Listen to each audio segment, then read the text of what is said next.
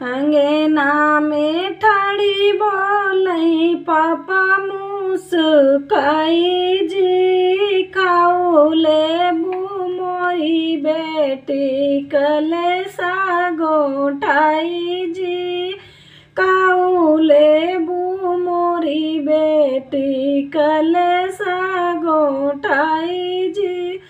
अंगना में ठाड़ी पूछे पापा मुस्काई जी खाऊ लेबू मोरी बेटी कलेसा गोठाई जी खाऊ लेबू मोरी बेटी कलेसा गोठाई जी।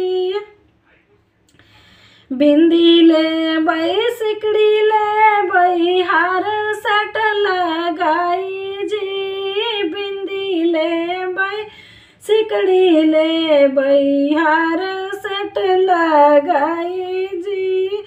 500 रुपया पापा कलेसा गोठाई जी 500 रुपया ले बई कलेसा गोठाई जी। अंगना में ठाड़ी बोलई चाचा मुस्काई जी अंगना में ठाड़ी बोलई चाचा मुस्काई जी खाऊ लेबू मोरी बेटी कलेसा गोठाई जी खाऊ लेबू मोरी बेटी कलेसा गोठाई जी।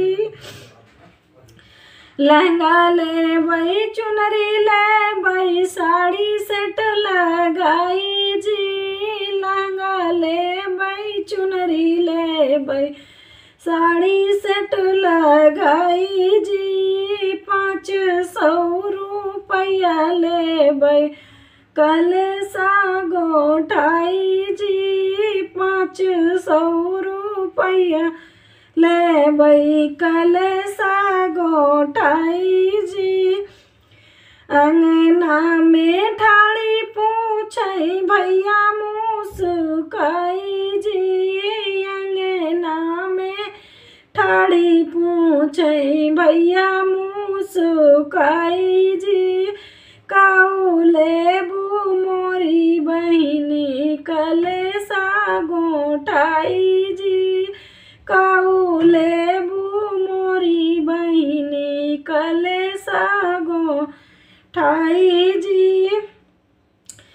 टंकी ले बई बल्टी ले बई थाली सेट लगाई जी टंकी ले बई बल्टी ले बई थाली सेट लगाई जी 500 रुपया ले बई कलेसा गोठाई जी 1000 रुपया ले बई कलेसा गोठाई जी।